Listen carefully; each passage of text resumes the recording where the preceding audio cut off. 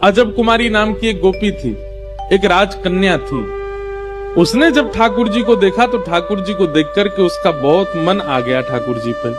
ठाकुर जी के आगे चौसर का खेल खेलती थी, ठाकुर जी को चौसर खिलाती थी, लेकिन वो इतनी निपुण थी चौसर खेलने में कि उससे कोई जीत नहीं सकता था। तो वो क्या करती थी, ठाकुर जी के मंदिर में बीच अंगना में बैठ के चौसर खोल के, और एक चाल तो अपनी चलती और दूसरी चाल ठाकुर जी के लिए चलती थी, ठाकुर जी के साथ खेलती थी।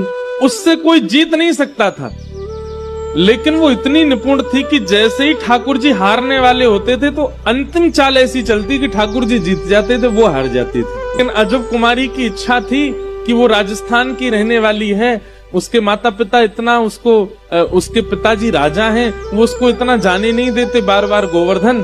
तो ठाकुर जी से प्रार्थना करती थी कि आप मेरे यहाँ चलो, लेकिन ठाकुर जी कैसे जाएं?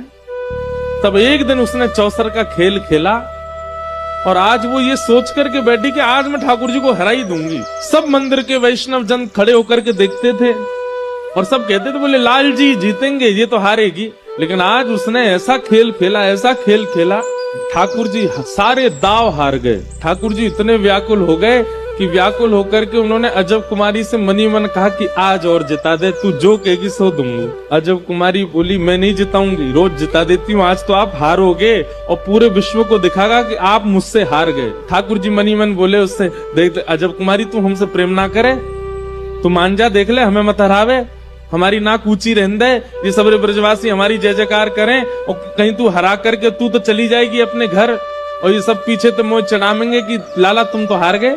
अजब कुमारी बोली, चाहे जो हो, आज तो आप हारोगे। ठाकुर जी बोली, तू जो कहेगी सो करूंगा, लेकिन तुम वो जिता दे। अजब कुमारी बोली, वचन दो, जो मांगूंगी सो दोगे। ठाकुर जी बोले, देंगे, तू बस जिता दे। अजब कुमारी ने जिता दिया ठाकुर जी को, सब जगह जय जयकार हो गई। बोले हमारो लाला जीत गयो, गिरधर लाल की जय, गोवर्धन नाथ की जय। ठाकुर जी ने मनी मन अजब कुमारी से कही, अब बता तो कहाँ चाहिए? अजब कुमारी बोली, मेरे साथ अब राजस्थान चल, वहीं विराजो, मेरे लिए विराजो। ठाकुर जी स्तब्ध हो गए, बोले मैं अपने प्राण से प्यारे ब्रज को छोड़ के कैसे जाऊं?